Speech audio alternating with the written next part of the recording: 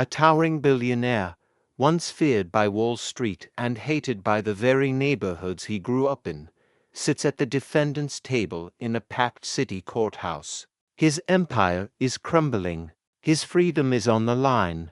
Then, an 11-year-old girl in a faded purple hoodie stands up in the witness box, her voice small but steady. She looks straight at the judge and says, "I have proof." The entire courtroom freezes. The prosecutor laughs out loud. The billionaire Adrian Voss lifts his head for the first time in hours, eyes wide with disbelief. The judge, a no-nonsense woman who's seen every trick in the book, leans forward and whispers, "Young lady, this had better be good." What happens next is unbelievable. But to understand how a little girl from the wrong side of the city ended up defending one of the richest men alive, we have to go back to a gray autumn morning just 6 weeks earlier. Lila Monroe was 11 years old and already knew the sound of overdue bills better than most adults know their own phone numbers. She and her mother, Denise, lived in a cramped one-bedroom apartment above a noisy laundromat on the east side of the city. The walls were thin enough that Lila could hear every dryer thumping below and every argument in the hallway. The kitchen light flickered when the washer on the second floor ran, and sometimes it stayed dark for hours. Dinner was often just toast and tea, whatever was left in the cabinet after Denise paid the electric bill. Denise worked double shifts as a home health aide, caring for elderly patients who could barely afford the help themselves. She left before sunrise, came home after dark, and still smiled when she kissed Lila goodnight. "We're okay, baby," she'd whisper, even when her hands trembled from exhaustion and her paycheck barely covered rent. Lila had learned to be quiet when the lights flickered. She had learned to stretch a loaf of bread into 3 meals, and she had learned never to complain. What no one knew, what even Denise didn't fully understand, was that Lila carried a quiet fire inside her. Every night, after her mother fell asleep on the couch still wearing her scrubs, Lila pulled out a worn spiral notebook from under her bed.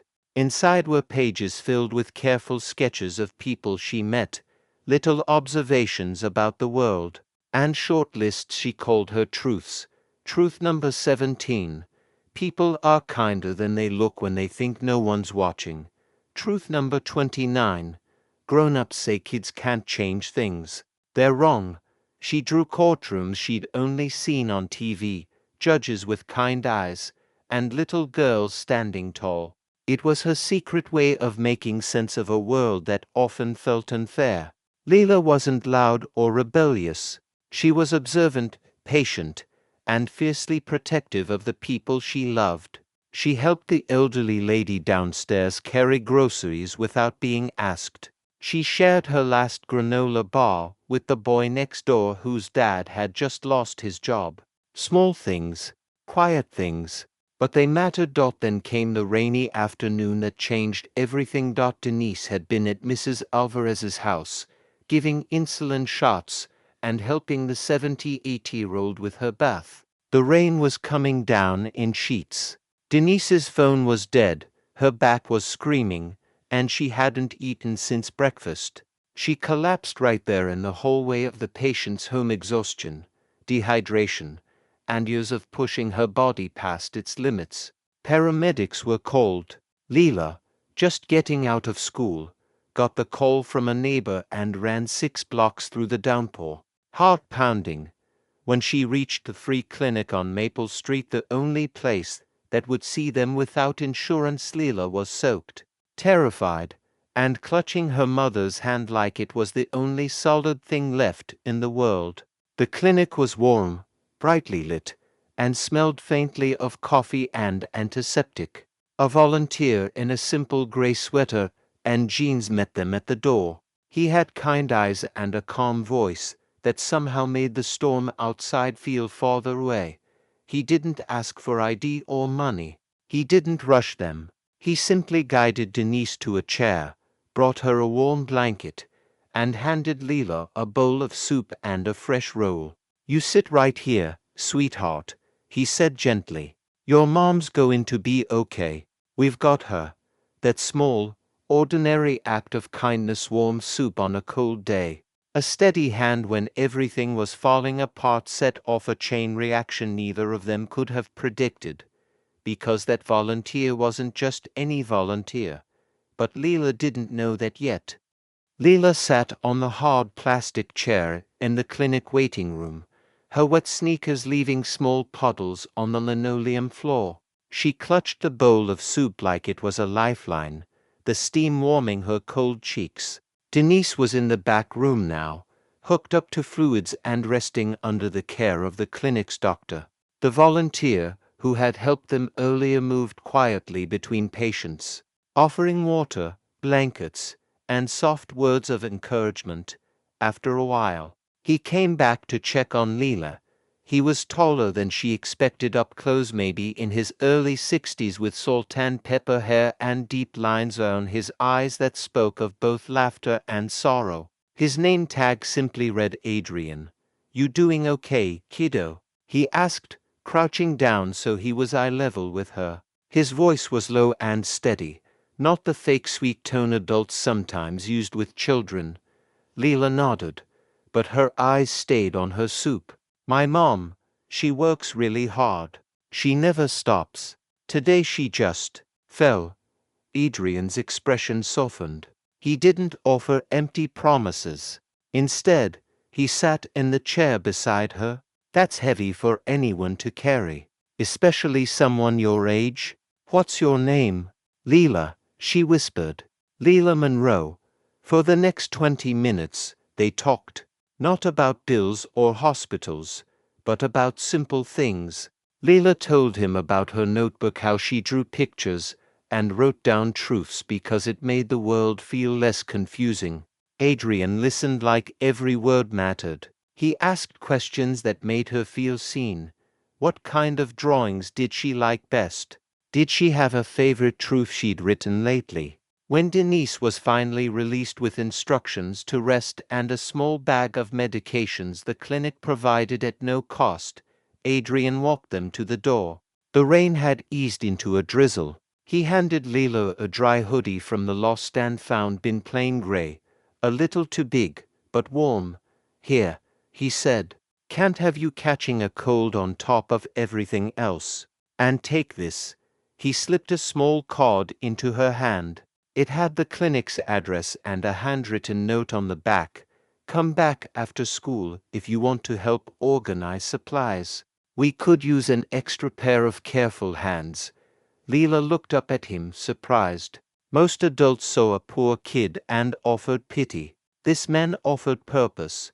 The next afternoon, after school let out, Lila showed up at the clinic. She was nervous, but the memory of that warm soup and the way Adrian had really listened kept her feet moving. She found him in the supply room, sorting boxes of bandages and gloves. Without being asked, she started organizing the shelves, grouping like items together, labeling them neatly with the marker he handed her. Her small hands moved with surprising precision, the same care she used when sketching in her notebook. Adrian watched her for a moment, clearly impressed. You've got a good eye for order, Lila. Most volunteers just throw things anywhere. She shrugged, a shy smile tugging at her lips. Mom says if things are messy, it's harder to find what you need when someone's hurting. That simple exchange planted the first seed of trust. Over the following days, Lila became a regular. She helped stock shelves, comforted nervous patients with quiet conversation, and even read stories to an elderly man waiting for his ride.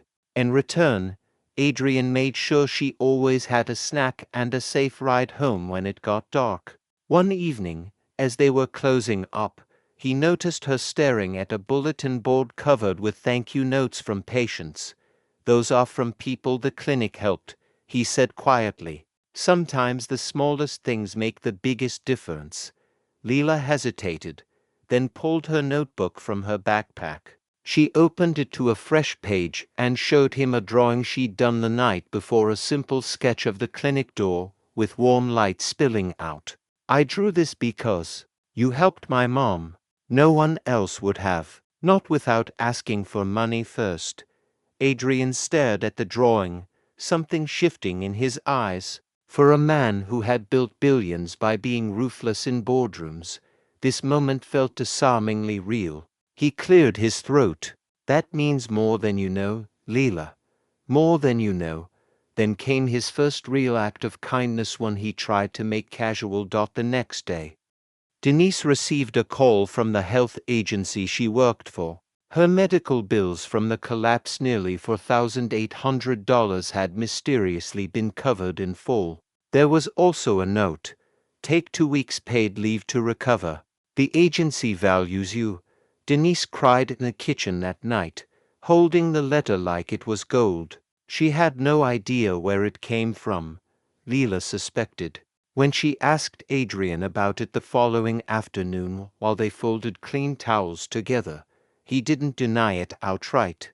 Instead, he said softly, "Sometimes people need a hand up, not a handout. Your mom works harder than most CEOs I know. She deserves to heal without fear." Lila's eyes filled with tears, but she blinked them back with dignity. "Thank you," she said simply. "Not just for the money. For seeing us." Adrian looked away for a moment, his usual guarded expression cracking. "I grew up in a place not so different from yours, Lila.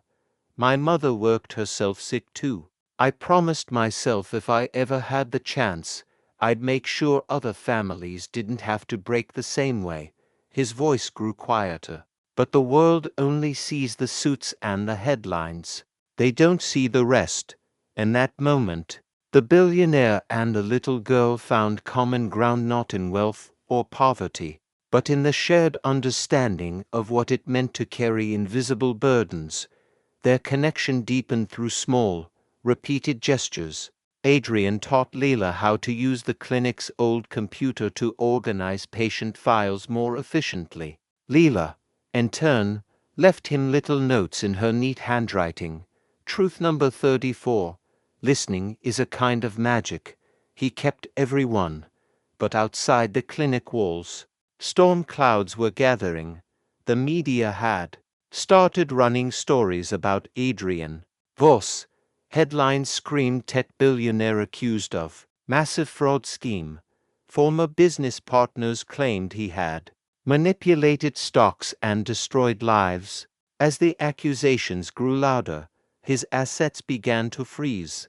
Donations to community programs, including the very clinic where Lila volunteered, started drying up. Staff whispered about possible closure. Lila noticed the worry in Adrian's eyes even as he tried to hide it. One afternoon, she found him staring at a stack of unpaid invoices. "Is it true?" she asked bravely. "What they're saying on the news?" Adrian sighed. "The truth is complicated, Lila. But I promise you this: I've never taken from people who couldn't afford to lose it. I've only tried to give back quietly." For the first time, doubt flickered in Lila's chest. Could the man who had shown her and her mother such kindness really be the villain the world claimed? Before we continue with this incredible journey, I spent countless hours researching and crafting this story to bring you something truly meaningful. If stories like this touch your heart and you want to see more acts of kindness that restore faith in humanity, please subscribe and hit the notification bell. It means the world to me and helps these important stories reach others who need to hear them. Now, let's see what happens next. Have you ever witnessed an act of kindness that completely changed your perspective? Share your story in the comments below. I read every single. As the weeks passed, the unlikely friendship between Lila and Adrian grew stronger inside the walls of the clinic. Even as the world outside began to press in, Lila started arriving earlier after school, her backpack heavier now with her notebook and a few extra snacks she insisted on sharing with younger patients. Adrian no longer treated her like just a helpful volunteer. He spoke to her like an equal, asking her opinion on how to rearrange the waiting area to make it less scary for kids, or listening carefully when she suggested labeling medicine cabinets with bigger, clearer signs for elderly patients who struggled with small print. One rainy Tuesday, Denise came to pick Lila up and finally met Adrian face to face. She was still recovering, moving slower than before, but her eyes lit up when she saw how confidently her daughter moved her on the clinic. "You've been good for her," Denise told Adrian quietly while Lila was helping a patient. "She smiles more these days, talks about truths again instead of just staying quiet." Adrian nodded, a rare gentle smile crossing his face. "She's good for this place too. And for me." He didn't elaborate, but Denise caught the sincerity in his voice. Word spread quietly through the neighborhood. The Gonzalez family, whose grandmother received free checkups at the clinic, started bringing extra fruit from their small market. Old Mr. Patel, the janitor who had worked there for 20 years, began staying late to help Lila with heavy boxes, grumbling good-naturedly about that smart little girl who notices everything. Even the retired librarian from the branch 2 blocks away, Mrs. Eleanor Hayes, started dropping by after hearing about the bright young volunteer. She offered to help Lila research anything she was curious about, starting with how free clinics stayed open when funding got tight. Lila was opening up. She showed Adrian more pages from her notebook, sketches of the clinic full of light, lists of patients' favorite stories, and new truths like truth number 41. Kindness doesn't need a spotlight to be real.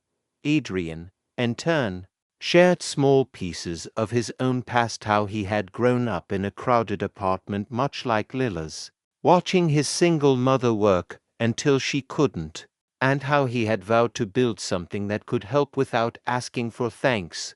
But the shadows were lengthening. The fraud accusations against Adrian Voss exploded into a full-blown trial. News vans parked outside his downtown office. Headlines accused him of orchestrating a scheme that allegedly wiped out retirement savings for thousands. Former partners testified against him, presenting documents that looked damning. As his assets were frozen pending the trial, the quiet funding that kept the clinic afloat began to vanish. Suppliers demanded payment upfront.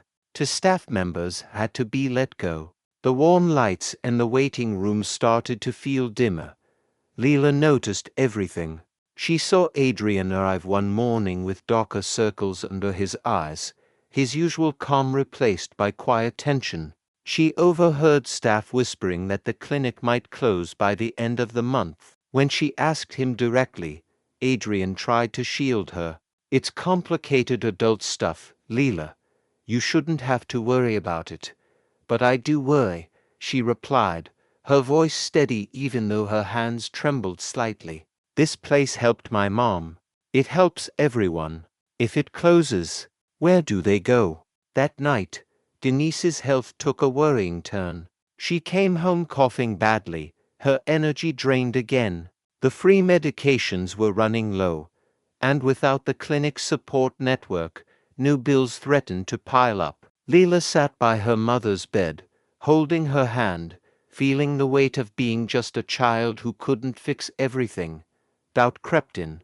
Lila wondered if she had been wrong about Adrian. The news called him ruthless. What if the kindness was just a cover? One afternoon, she almost didn't go to the clinic. She sat on the curb outside the laundromat, notebook in her lap, tears blurring the pages. Dr. Patel found her there. The old janitor sat beside her with a sigh. "I've seen a lot of rich men come and go, kid. Most don't roll up their sleeves and sort bandages. That Mr. Voss, he's different. But the world likes simple stories, good guy, bad guy. Truth is messier." His words, combined with a gentle nudge from Mrs. Hayes, who offered to help Lila look up public records just to understand better, gave her courage. Lila returned to the clinic the next day. Adrian was there, quietly packing some supplies as if preparing for the worst. When he saw Lila, relief washed over his face. "I thought maybe the noise outside had scared you off." "I was scared," she admitted honestly. "But then I remembered truth number 29. Grown-ups say kids can't change things." "They're wrong," Adrian chuckled softly, but his eyes were serious. "You're braver than most adults I know, Lila." Their bond was tested further when a reporter cornered Adrian outside the clinic, shouting questions about the fraud case. Lila stepped between them instinctively, her small frame surprisingly determined. "He helps people," she said loudly. "You should write about that instead." The reporter laughed and walked away, but the moment marked something important. Lila was no longer just observing. She was beginning to speak up. Still, the obstacles mounted. The clinic received an official notice. Funding cuts meant closure in 3 weeks unless new support appeared. Denise's latest doctor visit revealed she needed ongoing monitoring that they could no longer easily afford. Adrian's legal team warned him that associating with the clinic could hurt his defense, yet he refused to walk away. One quiet evening, as they locked up together, Adrian looked at Lila and said, "I've spent years giving without letting anyone know. Maybe that was a mistake. But seeing you fight for this place, it makes me want to fight harder too." Lila nodded, her voice small but resolute. "Then we fight together." Have you ever had to overcome obstacles to help someone you cared about? What challenges did you face? Share your experience below. The pressure on Adrian Voss intensified as the trial date approached. Courtroom for in the city's downtown courthouse became the center of a media storm. Photographers crowded the steps, and former business partners painted him as a calculating villain who had destroyed lives for profit. Inside, the once powerful billionaire sat at the defense table, his tailored suit unable to hide the exhaustion in his eyes. But something had shifted in him. The quiet conversations with Lila, the small acts of service at the clinic, and the reminder of his own childhood struggles had reawakened a deeper resolve. He instructed his legal team to stop hiding his anonymous donations. "If I'm going down," he told them, "let the truth come out all of it." Lila, meanwhile, refused to stay silent. Guided by her growing confidence and the support of her unlikely allies, Mrs. Hayes, the retired librarian, Mr. Patel, the janitor, and even a young investigative journalist named Marcus, who had begun questioning the official narrative, she started piecing together fragments others had overlooked. Late nights at the library with Mrs. Hayes revealed inconsistencies in the financial records. Mr. Patel shared what he had seen after hours. Suspicious visitors to the clinic who seemed more interested in documents than patients. Lila's notebook filled with new entries, dates, names, overheard conversations from the clinic that hinted at a larger conspiracy. Her mother Denise watched with a mixture of pride and fear. "Baby, this is bigger than us," she warned one night, her voice weak but loving. "I don't want you getting hurt." Lila hugged her tightly. "Mom, you taught me to help when someone needs it. Now it's my turn to help him." The major turning point came during a critical pre-trial hearing. The prosecution presented what they called smoking gun evidence, documents supposedly showing Adrian had funneled money illegally. The courtroom murmured with judgment. Adrian's shoulders slumped out then. In a moment that stunned everyone, 11-year-old Lila Monroe stood up from the gallery where she had been sitting quietly with her mother. The judge raised an eyebrow. "Young lady, this is highly irregular." Lila's hands trembled, but her voice held steady as she stepped forward. "Your Honor, I have proof." Gasps rippled through the room. The prosecutor smirked. Adrian looked up, eyes wide with a mix of shock and quiet hope. With her worn notebook in hand, Lila presented carefully organized pages. Photocopied receipts from the clinic showing anonymous funding that matched dates when Adrian's companies were supposedly stealing, testimonies from patients and staff she had quietly collected, and most powerfully, a chain of financial trails Mrs. Hayes had helped trace showing that the real fraud pointed to Adrian's former partners, who had manipulated records to frame him while siphoning funds themselves. The proof wasn't flashy courtroom drama. It was the accumulation of small, honest observations from someone who had simply been paying attention and caring. The judge called for a recess. When she returned, her expression had changed. "This court has seen a great deal," she said, "but rarely has a child reminded us so clearly that truth can come from the most unexpected places." Over the following days, the case unraveled in Adrian's favor. Additional evidence from the young journalist Marcus confirmed the conspiracy. The real perpetrators were exposed and arrested. Adrian's name was cleared. The frozen assets were released, and the community programs he had quietly supported, including the clinic, received not just restoration, but significant new funding to expand. The transformation was complete. Denise's health stabilized with proper ongoing care, now fully covered. She returned to work part-time at the newly expanded clinic, this time as a coordinator helping other exhausted aides. Lila, once the quiet girl who stayed silent when lights flickered, now stood taller. She spoke at a community meeting about the importance of listening to every voice, no matter how small. Her notebook, once private, inspired a youth storytelling program at the clinic where kids could write their own truths. Adrian sold a portion of his empire not for more profit, but to create a foundation dedicated to anonymous community support and legal aid for families like Lila's. He moved part of his life back into the old neighborhood, volunteering regularly at the clinic alongside Lila. The ruthless billionaire image faded, replaced by a man who had found fulfillment in being truly seen. A beautiful full-circle moment came on a bright spring morning. 6 months later, the clinic held a reopening celebration. Lila stood at the front, no longer in a faded hoodie but in a new dress her mother had proudly bought. She cut the ribbon with Adrian beside her. As cameras flashed, this time for joy, not scandal, she turned to him and said, "Remember when you gave me soup on a rainy day? Now look at all the people getting warm meals and hope." Adrian's eyes glistened. "And remember when you stood up in court and said, 'I have proof'? You saved more than me that day, Lila.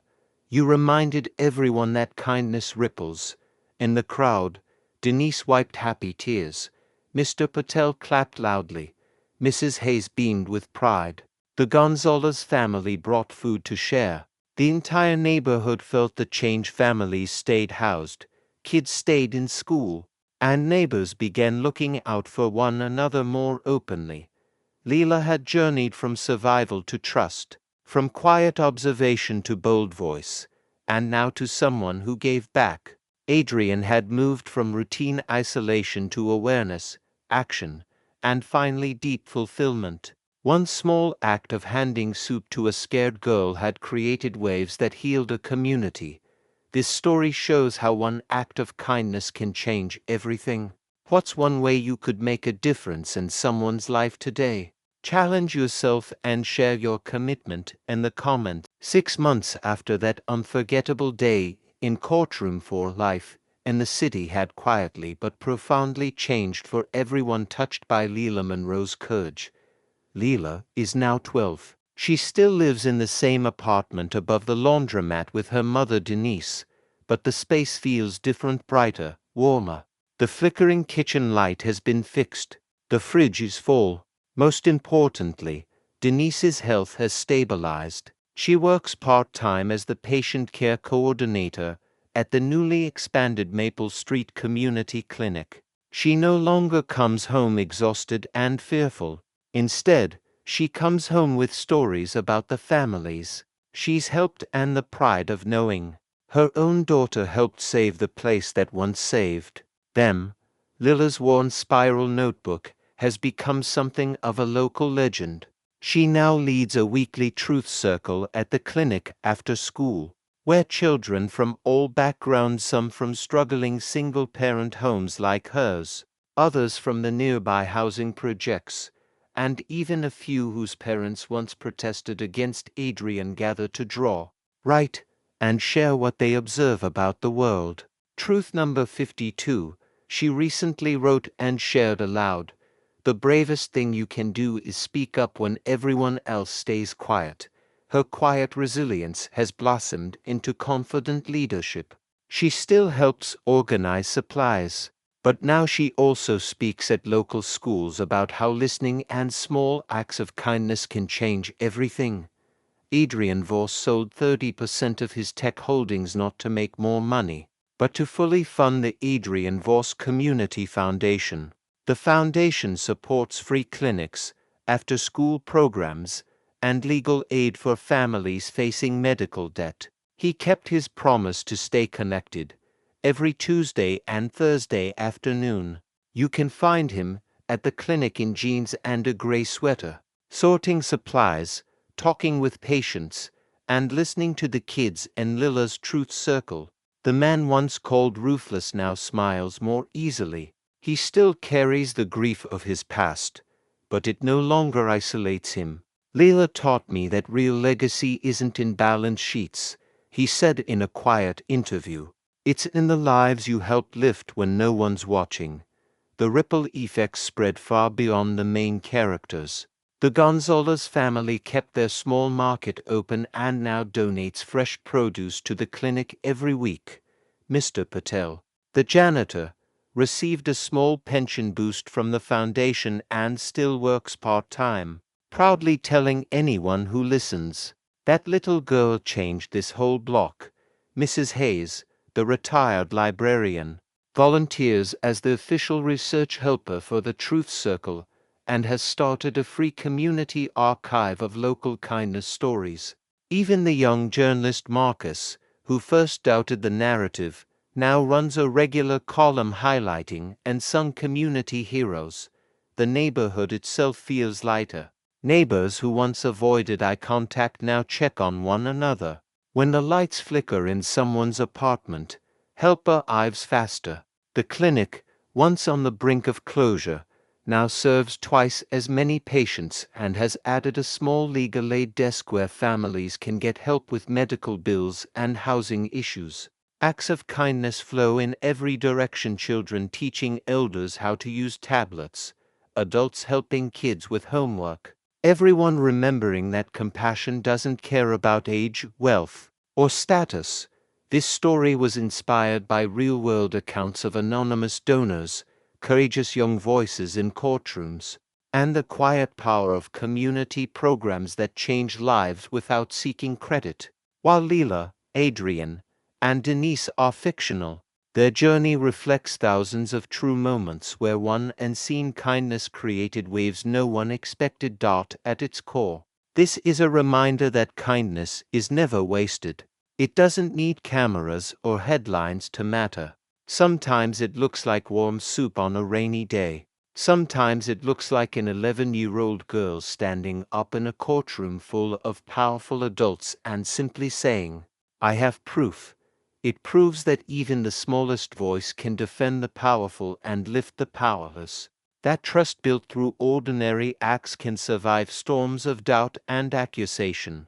And that when we choose compassion over judgment, communities don't just survive, they thrive. Stories like this remind us that extraordinary kindness exists all around us. If this touched your heart, please like this video. It helps more people discover these inspiring stories. Subscribe for more tales of human kindness that will restore your faith in humanity. And most importantly, look for opportunities in your own life to be someone's unexpected blessing. What act of kindness will you perform this week? Let me know in the comments below. Maybe it's as simple as offering a warm meal, listening without judgment, or standing up for someone who needs a voice. You have the power to change someone's entire world. One small, genuine gesture at a time.